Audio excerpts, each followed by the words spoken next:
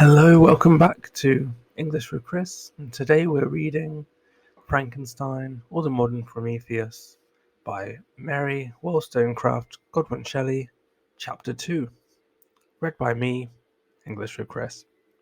Okay, let's get to it. We were brought up together. There was not quite a year difference in our ages. I need not say that we were strangers to any species of disunion or dispute. Harmony was the soul of our companionship, and the diversity and contrast that subsisted in our characters drew us nearer together. Elizabeth was of a calmer and more concentrated disposition, but with all my ardour, I was capable of a more intense application, and was more deeply smitten with the thirst for knowledge. She busied herself with following the aerial creations of the poets, and in the majestic and wondrous scenes which surrounded our Swiss home, the sublime shapes of the mountains, the changes of the seasons, tempest and calm, the silence of winter, and the life and turbulence of our alpine summers, she found ample scope for admiration and delight. While my companion contemplated with a serious and satisfied spirit the magnificent appearances of things, I delighted in investigating their causes. The world was to me a secret which I desired to divine. Curiosity, earnest research to learn the hidden laws of nature, gladness akin to rapture, as they were unfolded to me, and among the earliest sensations I can remember. On the birth of a second son, my junior by 7 years, my parents gave up entirely their wandering life and fixed themselves in their native country. We possessed a house in Geneva and a campaign on Bellerive, the eastern shore of the lake, at the distance of rather more than a league from the city. We resided principally in the latter, and the lives of my parents were passed in considerable seclusion. It was my temper to avoid a crowd and to attach myself fervently to a few. I was indifferent, therefore, to my schoolfellows in general, but I united myself in the bonds of the closest friendships to one among them. Henry Clerval was the son of a merchant of Geneva. He was a boy of singular talent and fancy. He loved enterprise, hardship, and even danger for its own sake. He was deeply read in books of chivalry and romance. He composed heroic songs, and began to write many a tale of enchantment and knightly adventure. He tried to make us act plays and to enter into masquerades in which the characters were drawn from the heroes of Roncesvalles, of the Round Table of King Arthur, and the chivalrous train who shed their blood to redeem the holy sepulchre from the hands of the infidels. No human being could have passed a happier childhood than myself. My parents were possessed by the very spirit of kindness and indulgence. We felt that they were not the tyrants to rule our lot according to their caprice, but the agents and the creators of all the many delights which we enjoyed. When I mingled with other families, I distinctly discerned how peculiarly fortunate my lot was, and gratitude assisted the development of filial love. My temper was sometimes violent, and my passions vehement, but by some law in my temperature, they were turned not towards childish pursuits, but to an eager desire to learn, and not to learn all things indiscriminately. I confess that neither the structure of languages, nor the code of governments, nor the politics of various states possessed attractions for me. It was the secrets of heaven and earth that I desired to learn, and whether it was the outward substance of things or the inner spirit of nature and the mysterious soul of man that occupied me, still my inquiries were directed to the metaphysical, or in its highest sense, the physical secrets of the world. Meanwhile, Clerval occupied himself so to speak, with the moral relations of things. The busy stage of life, the virtues of heroes, and the actions of men were his theme, and his hope and his dream was to become one among those whose names are recorded in story as the gallant and adventurous benefactors of our species. The saintly soul of Elizabeth shone like a shrine dedicated lamp in our peaceful home. Her sympathy was ours, her smile, her soft voice, the sweet glance of her celestial eyes were ever there to bless and animate us. She was the living spirit of love to soften and attract. I might have become sullen in my study, rough through the ardour of my nature, but that she was there to subdue me to a semblance of her own gentleness. And Clerval could aught ill entrench on the noble spirit of Clerval, yet he might not have been so perfectly humane, so thoughtful in his generosity, so full of kindness and tenderness amidst his passion for adventurous exploit, had she not unfolded to him the real loveliness of beneficence, and made the doing good and the end aim of his soaring ambition.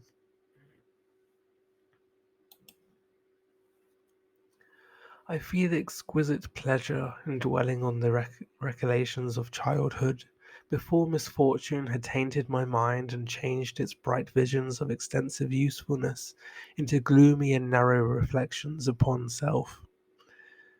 Besides, in drawing the picture of my early days, I also recalled those events which led, by insensible steps, to my after tale of misery. For when I would account to myself for the birth of that passion which afterwards ruled my destiny, I find it arise, like a mountain river, from ignoble and almost forgotten sources. But, swelling as it proceeded, it became the torrent which, in its course, has swept away all my hopes and joys. Natural philosophy is the genius that has regulated my fate. I desire, therefore, in this narration, to state those facts which led to my predilection for that science. When I was 13 years of age, we all went on a party of pleasure to the baths near the Fonon. The inclemency of the weather obliged us to remain a day confined to the inn. In this house I chanced to find a volume of the works of Cornelius Agrippa. I opened it with apathy. The theory which he attempts to demonstrate and the wonderful facts which he relates soon changed this feeling into enthusiasm. A new light seemed to dawn upon my mind, and bounding with joy, I communicated my discovery to my father. My father looked carelessly at the title page of my book and said, "Ah, Cornelius Agrippa, my dear Victor, do not waste your time upon this. It is sad trash." If, instead of this remark, my father had taken the pains to explain to me that the principles of Agrippa had been entirely exploded, and that a modern system of science had been introduced, which possessed much greater powers than the ancient, because the powers of the latter were chimerical, while those of the former were real and practical. Under such circumstances, I should certainly have thrown Agrippa aside, and have contented my imagination, warmed as it was, by returning with greater ardour to my former studies. It is even possible that the train of my ideas would never have received the fatal impulse that led to my ruin. But the cursory glance my father had taken of my volume by no means assured me that he was acquainted with its contents, and I continued to read with the greatest avidity. When I returned home, my first care was to procure the whole works of this author, and afterwards of Paracelsus and Albertus Magnus. I read and studied the wild fancies of these writers with delight. They appeared to me treasures known to few besides myself. I have described myself as always having been imbued with a fervent longing to penetrate the secrets of nature. In spite of the intense labor and wonderful discoveries of modern philosophers, I always came from my studies discontented and unsatisfied. Sir Isaac Newton is said to have avowed that he felt like a child picking up shells beside the great and unexplored ocean of truth. Those of his successors in each branch of natural philosophy with whom I was acquainted appeared even to my boy's apprehensions as Tyros engaged in the same pursuit.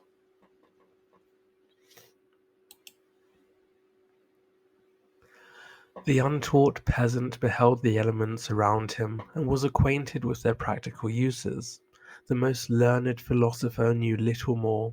He had partially unveiled the face of nature, but her immortal lineaments were still a wonder and a mystery.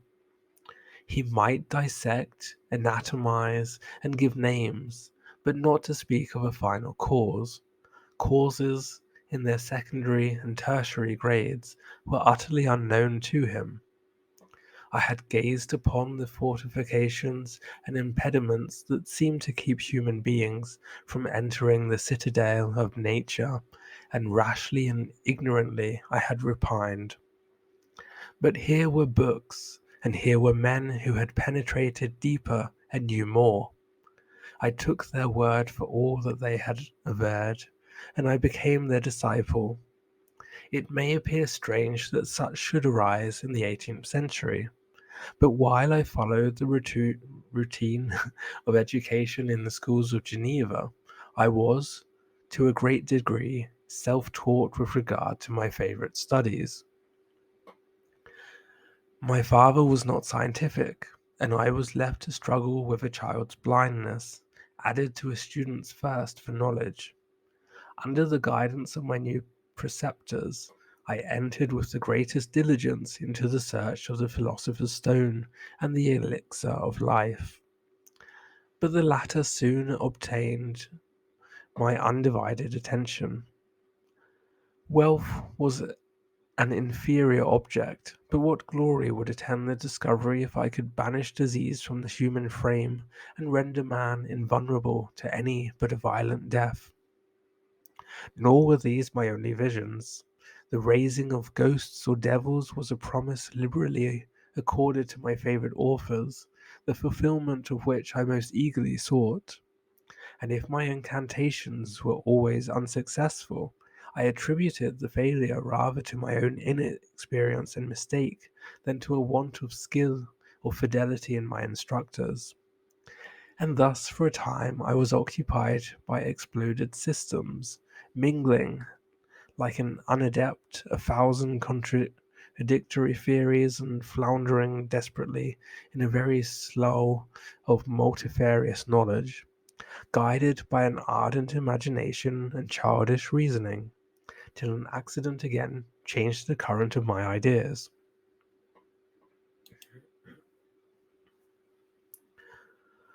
When I was about 15 years old, we had retired to a house near Bellerive, when we witnessed a most violent and terrible thunderstorm.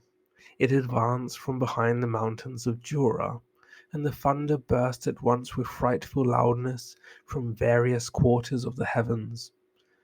I remained, while the storm lasted, watching its progress with curiosity and delight.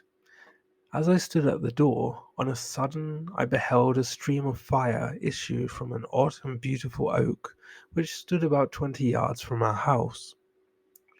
And so soon as the dazzling light vanished, the oak had disappeared, and nothing remained but a blasted stump. When we visited it next morning, we found the tree shattered in a singular manner. It was not splintered by the shock, but entirely reduced to thin ribbons of wood. It never beheld I never beheld anything so utterly destroyed. Before this I was not unacquainted with the more obvious laws of electricity. On the occasion a man of great research in natural philosophy was with us, and excited by this catastrophe, he entered on the explanation of a theory which he had formed on the subject of electricity and galvanism, which was at once new and astonishing to me. All that he said threw greatly into the shade of Cornelius Agrippa, Albertus Magnus, and Paracelsus, the lords of my imagination. But by some fatality the overthrow of these men declined me to pursue my accustomed studies. It seemed to me as if nothing would or could ever be known. All that had so long engaged my attention suddenly grew despicable. By one of those caprices of the mind which we are perhaps most subject to in early youth, I at once gave up my former occupations, set down natural history and all its progeny as a deformed and abortive creation, and entertained the greatest disdain for a would-be science which could never even step within the threshold of a real knowledge. In this mood of mind I betook myself to mathematics and the branches of study appertaining to that science, as being built upon secure foundations, and so worthy of my consideration. Thus strangely our souls constructed, and by such slight ligaments are we bound to prosperity or ruin.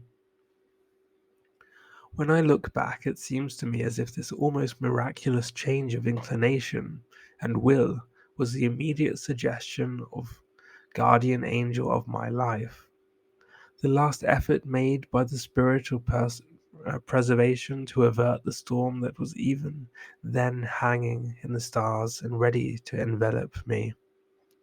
Her victory was announced by an unusual tranquillity and gladness of soul, which followed the relinquishing of my ancient and latterly tormenting studies. It was thus that I was taught to associate evil with their prosecution, happiness with their disregard. It was a strong effort of the spirit of good, but it was ineffectual. Destiny was too potent, and her immutable laws had decreed my utter and terrible destruction. Okay, thank you for joining me. That was chapter 2. If you come back next Sunday, we can read chapter 3. If you did like it, please don't forget to leave a like and subscribe so you don't miss any future content. Okay, all the best then. Take care and bye for now. Bye bye.